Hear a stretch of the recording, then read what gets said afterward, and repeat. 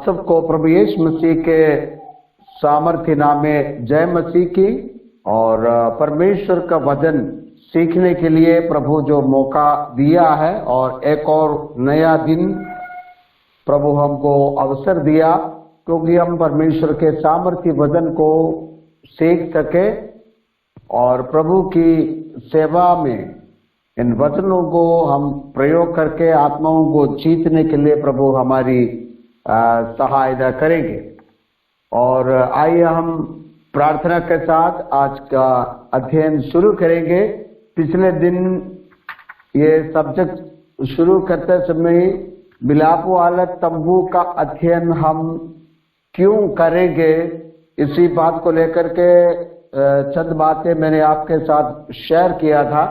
और ये अध्ययन जो है बहुत महत्वपूर्ण एक अध्ययन है और इसलिए हमें बड़े ध्यान के साथ और प्रार्थना पूर्वक इस अध्ययन में हम लेके जाएंगे। आज मिलाप वाला तंबू का कुछ जनरल बातें आपके सामने रखना मैं चाहता हूँ। ये मिलाप वाला तंबू एक जगह से दूसरे स्थान में ले जा सकता है। ऐसा एक तंबू है और इसमें अलग अलग प्रकार के पर्दा है और पर लकड़ी से भी बनी हुई कुछ चीजें हैं। ये सारी बातें जब हम देखते हैं और अध्ययन करते हैं उसमें एक एक मतलब है और गहरा एक संदेश है। और इसलिए आज मैं आपको इसके जो उपकरण है उसके बारे में बताना चाहूंगा। और इस मिलाप वाला तंबू में 3 हिस्सा में इसको हम देख सकते हैं। तीन कैटेगरी, मतलब कैटेगरी नहीं है बल्कि 3 हिस्सा आप इसको देख सकते हैं। सबसे पहले अति पवित्र स्थान है या परम पवित्र स्थान। बाइबल इस प्रकार से शब्द दिया गया है, परम पवित्र स्थान। और उसके बाद पवित्र स्थान और फिर तीसरा हिस्सा है वो आंकन। ये परम पवित्र स्थान में ये सब हम बाद में विस्तार से देखेंगे, अध्ययन करेंगे। और इसमें क्या क्या बात, कौन कौन सी चीजें हैं वो मैं आपको बताना चाहूंगा। उसके लिए आप इब्रानियों की पत्री 9 अध्याय उसका 3 और 4 पद देखते हैं। यहाँ पर इस प्रकार लिखा गया है, दूसरा पर्दे के पीछे वो तंबू था जो परम पवित्र स्थान कहलाता है। मैंने आपको बताया कि ये अति पवित्र स्थान है, ठीक है। और उसमें मुख्य द्वार क्या क्या है, वहां पर 4 पद में लिखा है, उसमें सोने की धूपदानी है और चारों ओर सोने से मढ़ा हुआ वाचा का संदूक और उसमें मन्ना से भरा हुआ सोने का मर्तबान और हारून की छड़ी जिसमें फल आ गए थे और वाजा की पट्टियां थी। ये अति पवित्र स्थान में जो है गोल्डन ऑल्टर है, ठीक है, आर्क ऑफ द कवेनेंट, ठीक है। उसमें 3 चीज पाई जाती है। एक है मन्ना से भरा हुआ एक सोने का मर्तबान, दूसरा हारून की छड़ी और तीसरी चीज जो है वाचा की पट्टियां। तो ये 3 चीज इस वाचा के संदूक में दिखाई देते हैं, वो अति पवित्र स्थान में है। और फिर हम आते हैं और ये अति पवित्र स्थान में याचकों को छोड़कर किसी और को प्रवेश करने के लिए, मतलब कि आम पब्लिक को, यहूदी को इस्राएली को वहां पर प्रवेश करना वर्जित है। और अभी दूसरा जो हिस्सा है पवित्र स्थान है, उसमें और सोने की धूपदान है और पवित्र मेज और सोने की धूपदान, ये 3 चीज वहां पर पाए जाते हैं। और अभी हम बाहर आंगन में देखते हैं, वहां पर पीतल का एक वेदी है, पीतल की वेदी है और पीतल की हौदी है। और एक एक करके हम इसका रेफरेंस भी मैं आपको देना चाहूंगा। हमारा कुंजी पद जो है निर्गमन की पुस्तक, उसका 25 अध्याय 8 पद में है, और वे मेरे लिए एक पवित्र स्थान बनाए कि मैं उनके बीच में निवास करूं। 9 पद, जो कुछ मैं तुझे दिखाता हूं, अर्थात निवास स्थान और उसके सब सामान का नमूना, उसी के अनुसार तुम लोग उसे बनाना। यह हमारा कुंजी पद है। मिलाप वाले तंबू के बारे में सबसे पहले बाइबल में परमेश्वर मूसा को संदेश दे रहे हैं, आज्ञा दे रहे हैं इस मिलाप वाले तंबू का निर्माण के विषय में। ये एक इसमें क्या क्या है, ये मिलाप वाले, आज शायद आपको एक ग्राफ मिला होगा, एक पिक्चर मिला होगा, और उसमें मिलाप वाला तंबू का जो उपकरण है वो किस तरीके से इसको सजाया गया है और उसमें क्या क्या है, ये आपको इसके बारे में उसी नक्शे से आपको एक आइडिया मिल जाता है। और बहुत ही इंटरेस्टिंग बात यह है, आप उस तस्वीर को जब देखेंगे, उसी में प्रभु यीशु मसीह की क्रूस का एक लक्ष्य, उसका एक आकार को हम देख सकते हैं। मतलब ये मिलाप वाला तंबू का निर्माण में भी प्रभु यीशु मसीह को दर्शाया गया है। इस बात को आप बहुत गंभीरता से समझना है। और यहाँ पर हम देखते हैं मूसा को जब परमेश्वर ने नमूना दिखाया था और क्या क्या उसमें बनाना है, उसके सारे उपकरण, सबसे पहले इसमें वाचा का संदूक है। आप उसके लिए निर्गमन की पुस्तक 25वें अध्याय और 10 पद से लेकर 16 पद तक जब पढ़ते हैं, मैं कुछ बातें यहां पर आपको पढ़ के सुनाना चाहूंगा। 10 पद, बबूल की लकड़ी का एक संदूक बनाया जाए, उसकी लंबाई 2.5 हाथ और चौड़ाई और ऊंचाई 1.5 हाथ की हो, और उसको चोखे सोने से भीतर और बाहर मढ़वाना, और संदूक के ऊपर चारों ओर सोने की बाड़ बनवाना और सोने के 4 कड़े ढलवा कर उसके चारों पायों पर एक और 2 खड़े और दूसरी ओर भी 2 खड़े लगवाना।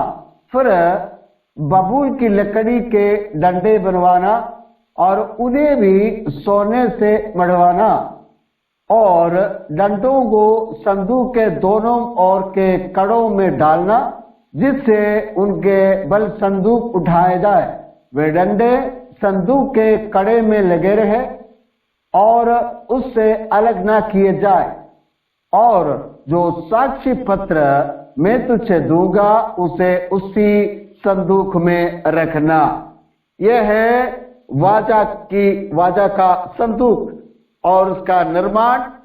जैसे 9 पद में हमने देखा है, जो कुछ तुझे दिखाता हूं, अर्थात निवास स्थान और उसके सब सामान का नमूना, उसी के अनुसार तुम लोगों से बनाना है। ये परमेश्वर मूसा को आज्ञा दिया है, और मूसा अपनी बुद्धि से या अपनी कोशिश से इनमें से एक भी सामान को नहीं बनाना है।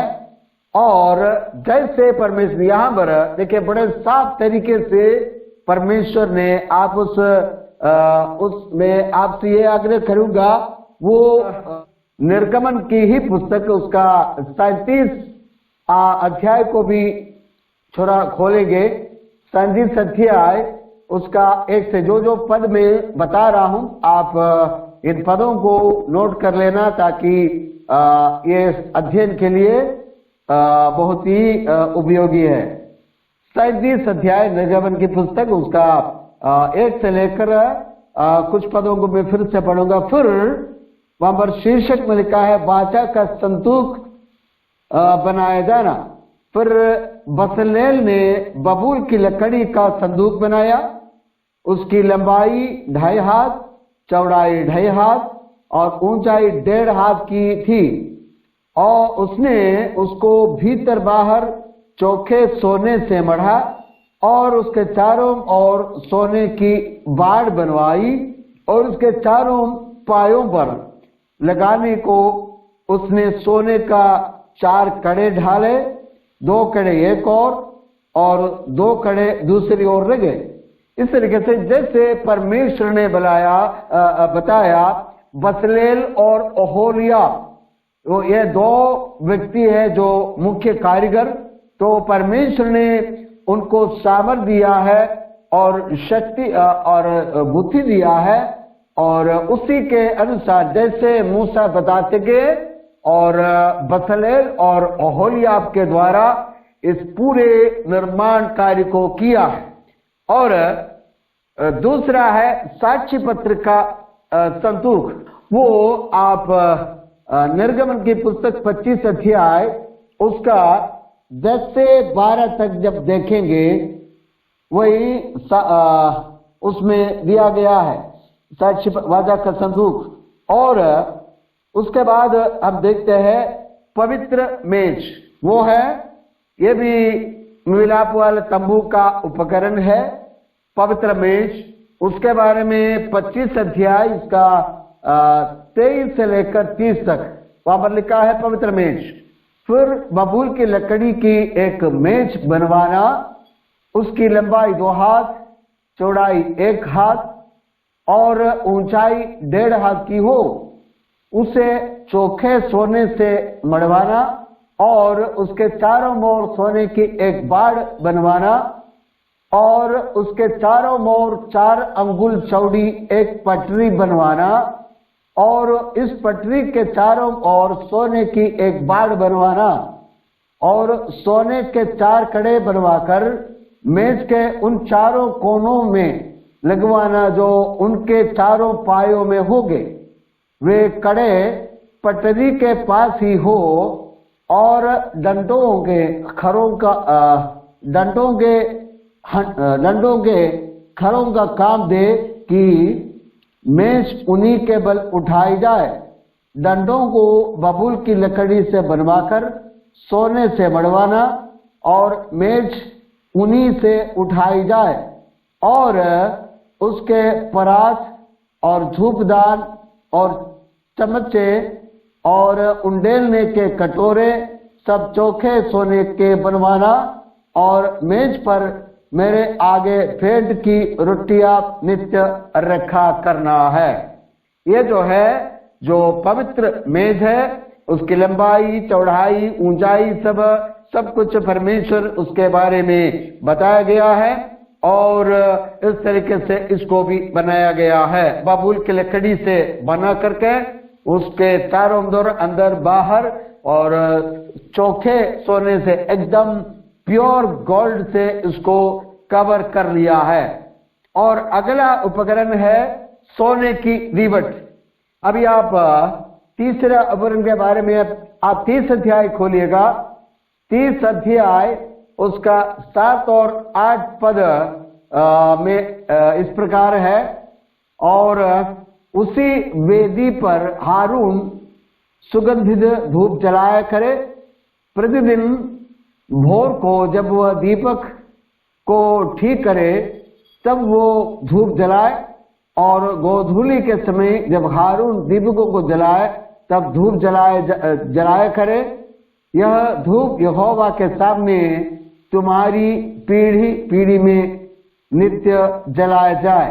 ओके, सो पहला पद से लेकर फिर धूप जलाने के लिए बबूल की लकड़ी की वेदी बनाना, उसकी लंबाई 1 हाथ और चौड़ाई 1 हाथ की हो, चाहे चौकोर हो, और उसकी ऊंचाई 2 हाथ की हो, और उसके सींग उसी टुकड़े से बनाए जाए। और वेदी के ऊपर वाले पल्ले और चारों ओर के बाजुओं और सींगों को चौके सोने से मढ़ना, और इसके चारों ओर सोने की एक बाड़ बनाना, और इसकी बाड़ के नीचे इसके आमने सामने के दोनों पल्लों पर सोने के 2-2 कड़े बनवाकर इसके दोनों ओर लगाना। वे इसके उठाने के डंडों के स्थानों का काम करे, खानों का काम करे। डंडों को बबूल की लकड़ी के बनाकर उसको सोने से मढ़ना, और उसको उस पर्दे के आगे रखना जो साक्षी पत्र के संदूक के सामने है, अर्थात प्रायश्चित के वाले ढकने के आगे जो साक्षी पत्र के ऊपर है, वही मैं तुझसे मिला करूंगा। सो यहाँ पर अगला उपकरण था कि एक सोने की दीवट है, गोल्डन लैम्पस्टैंड, और ये आपको निर्गमन उसका 25 अध्याय 31 से 40 तक भी वचनों में आपको मिलेगा सोने की दीवट। और अगला उपकरण है एक होम बलि की बेदी है। ये होम बलि चढ़ाते समय इस वेदी पर होम बलि चढ़ाया जाता है, और उसके बारे में निर्गमन की पुस्तक 27 अध्याय उसका 1 से लेकर, जो वहां पर भी आप देखेंगे, निर्गमन की पुस्तक 27 अध्याय उसका 1 पद से लेकर 8 पद तक, फिर 38 अध्याय 1 से 7 तक भी आपको मिलेगा इसके बारे में, ठीक है।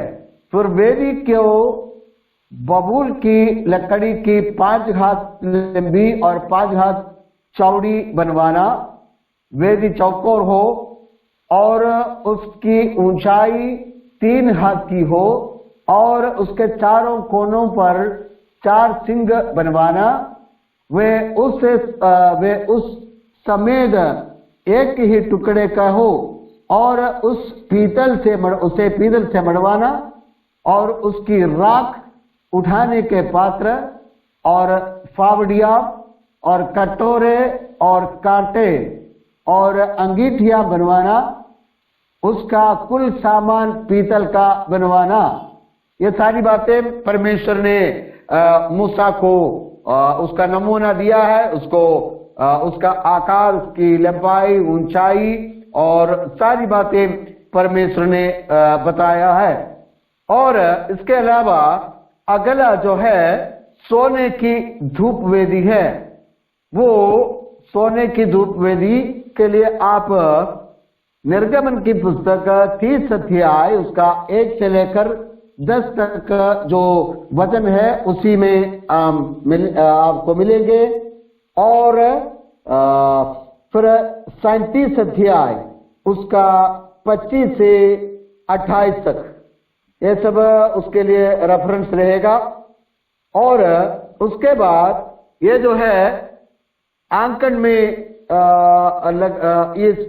इन उपकरणों को आंकन में हम देखते हैं, यानी कि और सोने की धूप आखिरी जो है पीतल का एक हौदी है, ठीक है, पीतल की हौदी।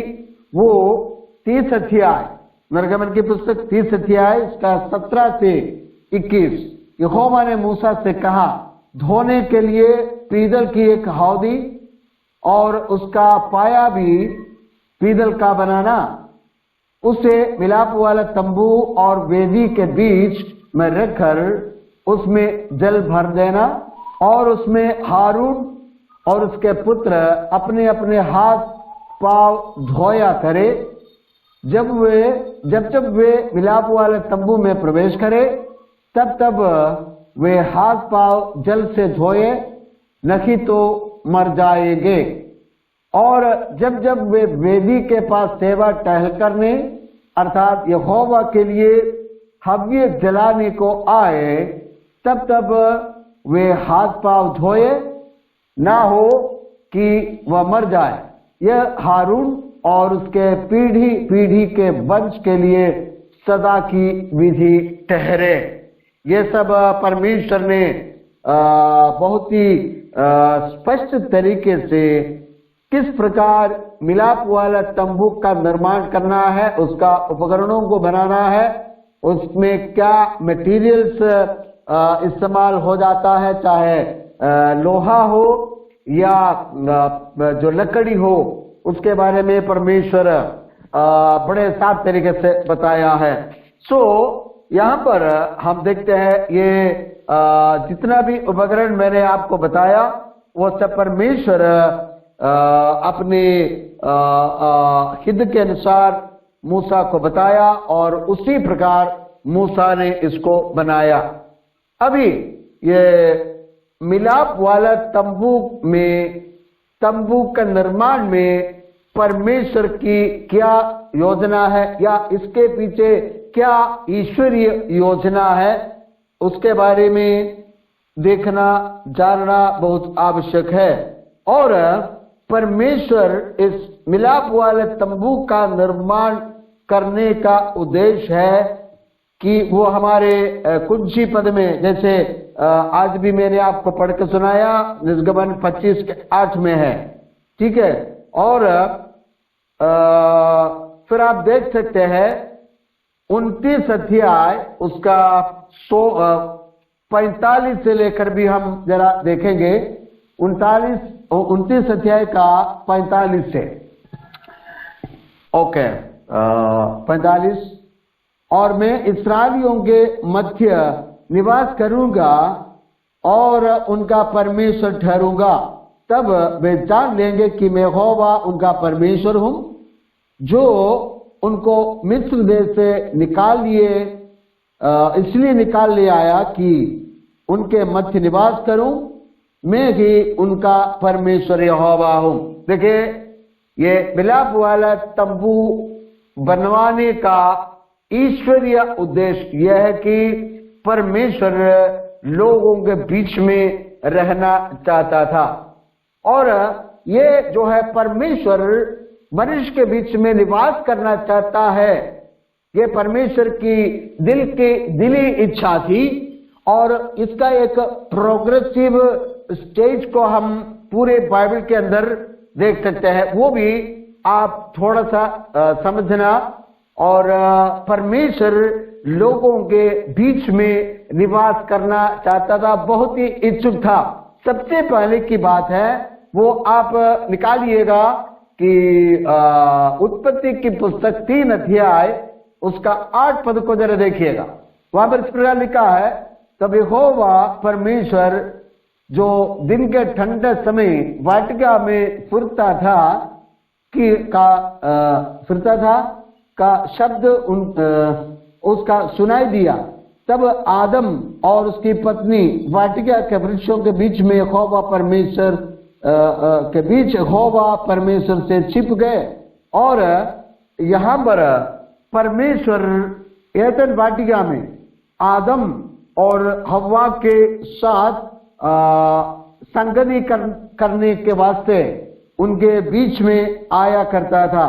और 3 अध्याय का थोड़ा सा ऊपर से हम देखेंगे तो ये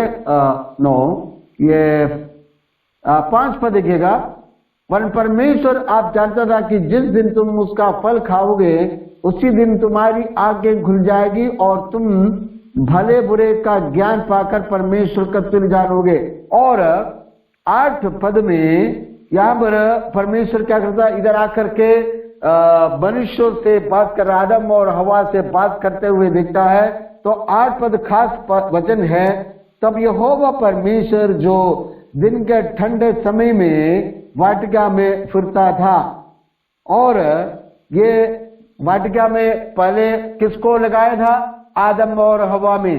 अभी ठंडे और शाम के समय में परमेश्वर भी आता था मनुष्यों के बीच में।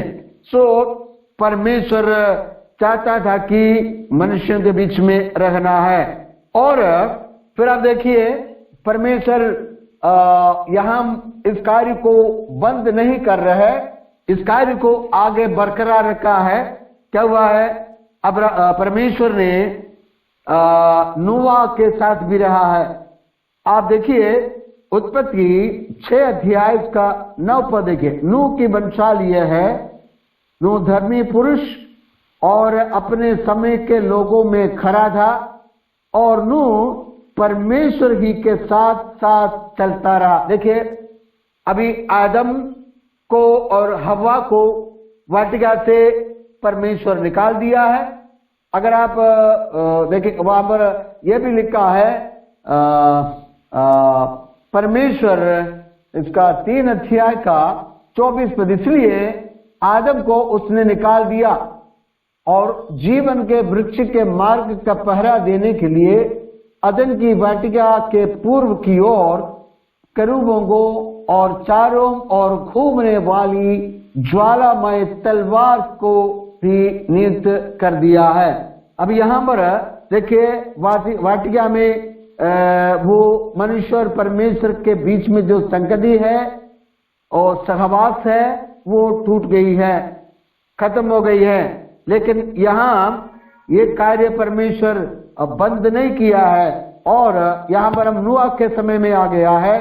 नूह परमेश्वर ही के साथ साथ चलता रहा, मतलब दोनों यहाँ पर संगति कर रहे हैं। फिर परमेश्वर कहाँ देखा है? मिलाप वाला तंबू में, जैसे हमारा कुंची पद है, परमेश्वर उसमें वास करने लगा दिया था। परमेश्वर फिर अब्राहम से बात किया है, उत्पत्ति इसका 17 अध्याय। और फिर हम देखते हैं अब्राहम परमेश्वर ने इसहाक से बात किया है और याकूब से बात किया है।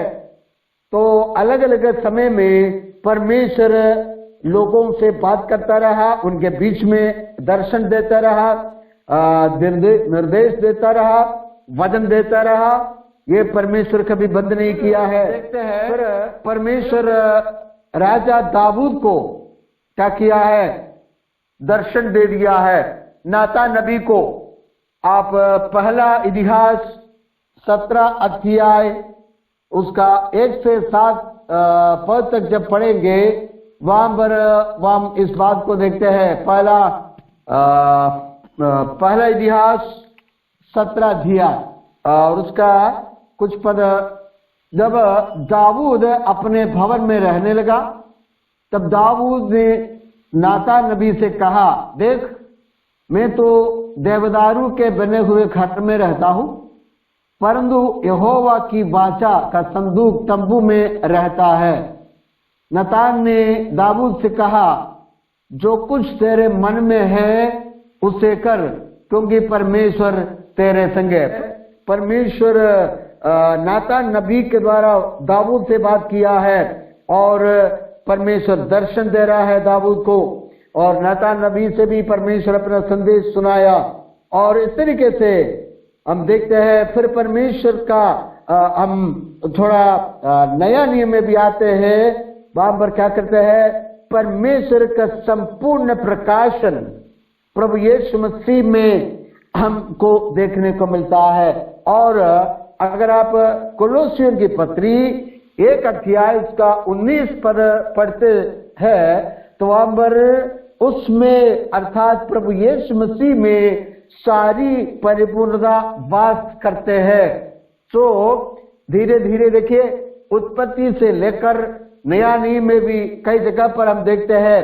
आगे चल के हम और भी कुछ वचनों को देखेंगे कि परमेश्वर क्या हुआ है और देहधारी होकर के मनुष्यों के बीच में रहा है। सो ये काम परमेश्वर की कभी बंद नहीं किया कि परमेश्वर सदा सर्वदा मनुष्यों से संगति करना चाहता था और मनुष्यों के बीच में परमेश्वर निवास करना चाहता था। उसका कुछ उदाहरण मैंने आपको बताया। आदम वाटिका में हव्वा और आदम के साथ रहा, उसके बाद नूह के साथ रहा, फिर अब्राहम से बात किया है और इसहाक से बात किया और याकूब से भी उसने बात किया है। अब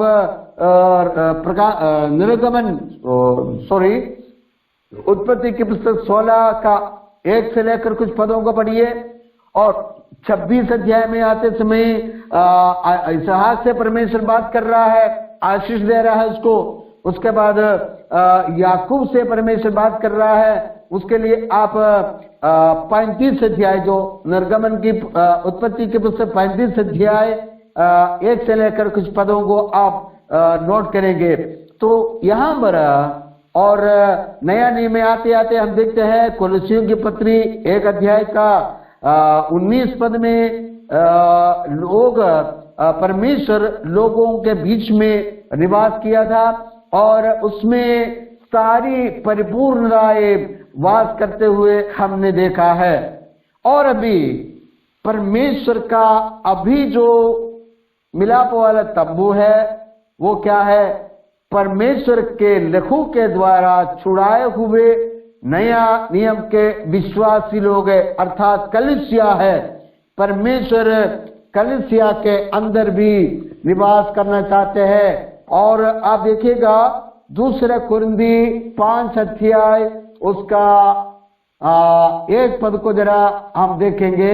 2 कुरिन्थी 5 अध्याय उसका 1 पद, वहां पर इस प्रकार लिखा है, क्योंकि हम जानते हैं कि जब हमारा पृथ्वी का डेरा शरीर का घर गिराया जाएगा तो हमें परमेश्वर की ओर से स्वर्ग पर एक ऐसा भवन मिलेगा जो हाथों से बना हुआ घर नहीं परंतु चिरस्थायी है।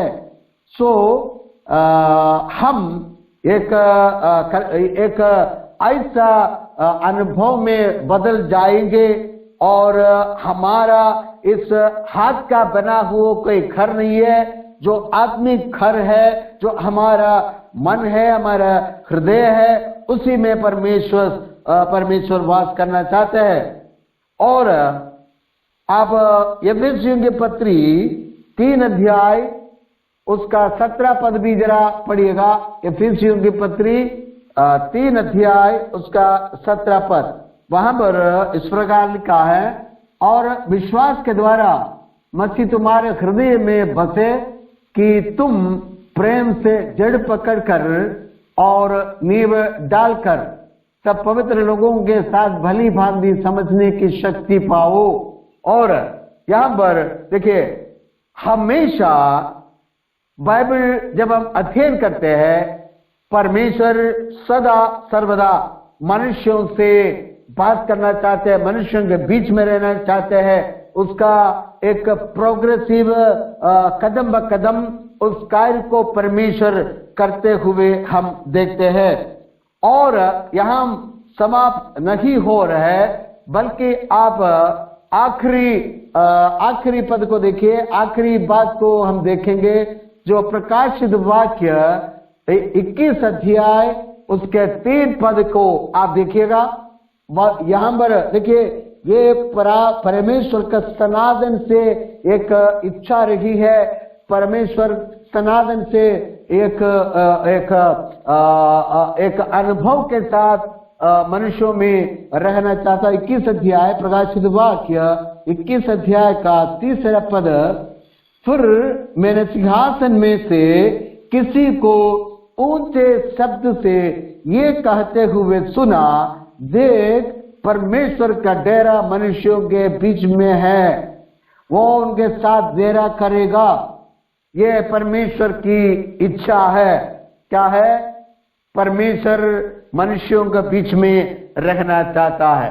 आप समझ रहे हैं कि कितना एक सुंदर अनुभव है कि परमेश्वर मनुष्यों के बीच में रहना चाहते हैं, मनुष्यों के साथ संगति करना चाहते हैं। और यहाँ पर हम देखते हैं कि परमेश्वर इस बात को लोगों के सामने अपने दासों के द्वारा और समय समय में क्या किया है, प्रकट किया है।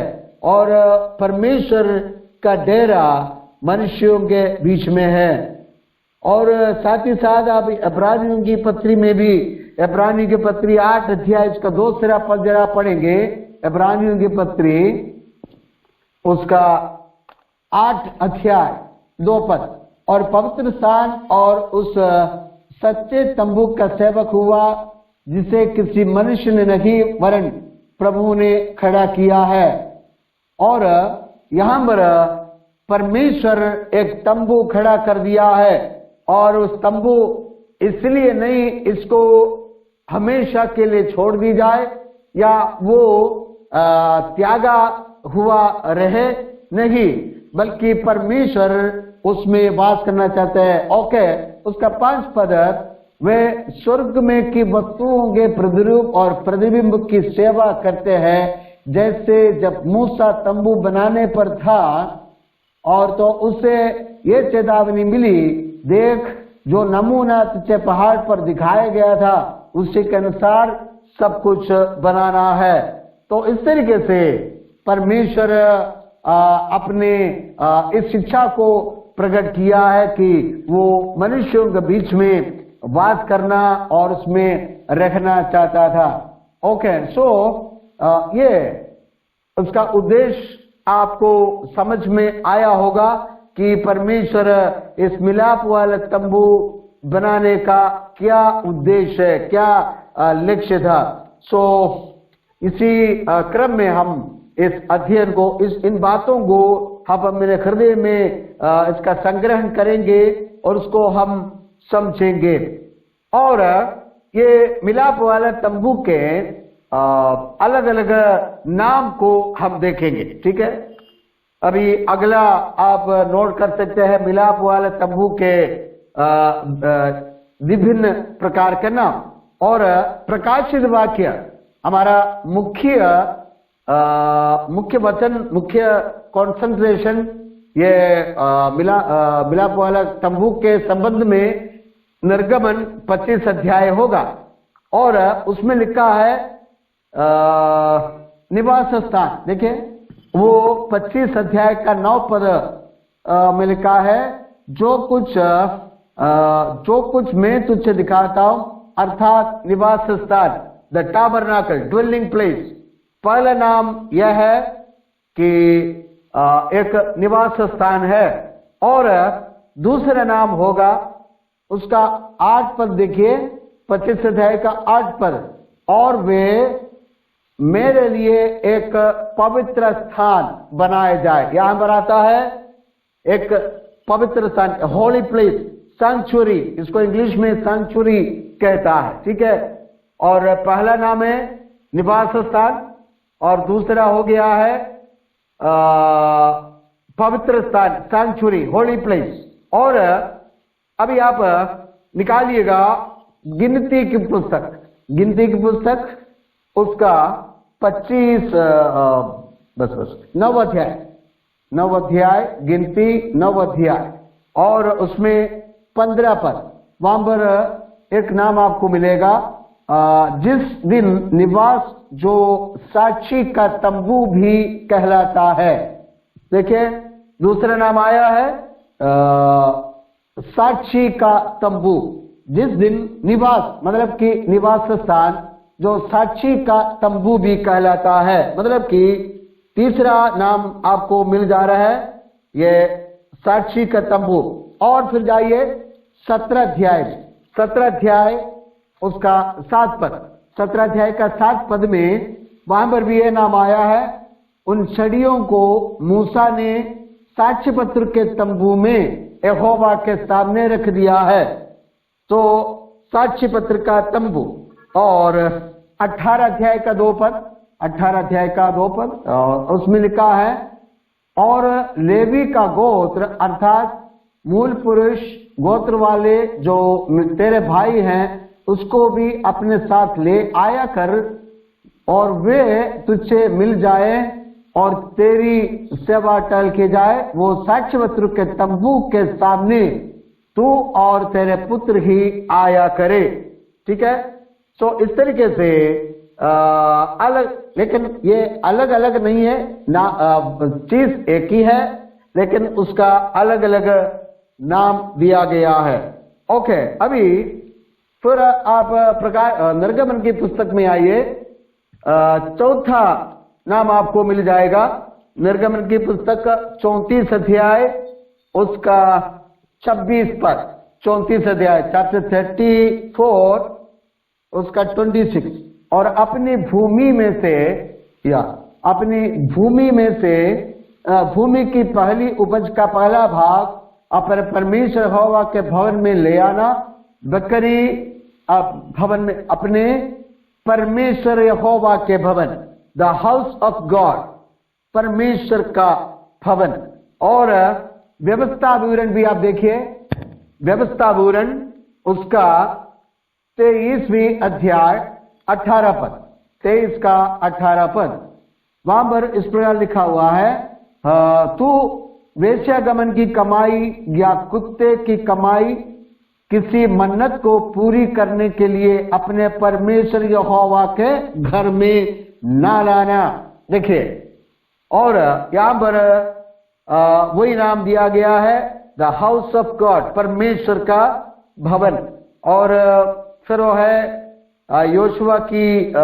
यहोशू की पुस्तक 9 का 23 में है, न्यायों की पुस्तक उसका 18 अध्याय में है। तो ये सारी जगहों पर परमेश्वर का भवन का, ये मिलाप वाला तंबू का अलग अलग नाम दिया गया है। फिर आप खोलिए निर्गमन उसका 40 अध्याय, निर्गमन 40 अध्याय उसका 34 से कुछ पदों को देखेंगे। तब बादल मिलाप वाले तंबू पर छा गया और यहोवा का तेज निवास स्थान में भर गया, और बादल मिलाप वाले तंबू पर ठहर गया और यहोवा का तेज निवास स्थान में भर गया, और इस कारण मूसा प्रवेश न कर सका। निर्गमन 40 अध्याय इसका 34 और 35 में वहां पर लिखा है, यहो बादल मिलाप वाले तंबू पर छा गया और यहोवा के तेज निवास स्थान में भर गया, और बादल मिलाप वाले तंबू पर ठहर गया और यहोवा का तेज निवास स्थान में भर गया। सो वहां पर निवास स्थान का शब्द दिया गया है, लेकिन इंग्लिश में अगर पढ़ेंगे the tent of the congregation, ये नाम दिया गया है।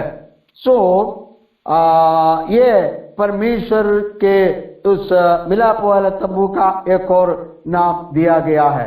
इस तरीके से आपने देख लिया है कि परमेश्वर इस मिलाप वाला तंबू किस उद्देश्य से बनाया गया है, और उसका अलग अलग नाम क्या क्या हम परमेश्वर के वचन के अंदर देखते हैं, पवित्र शास्त्र के अंदर देखते हैं, ये भी हमने देख लिया है।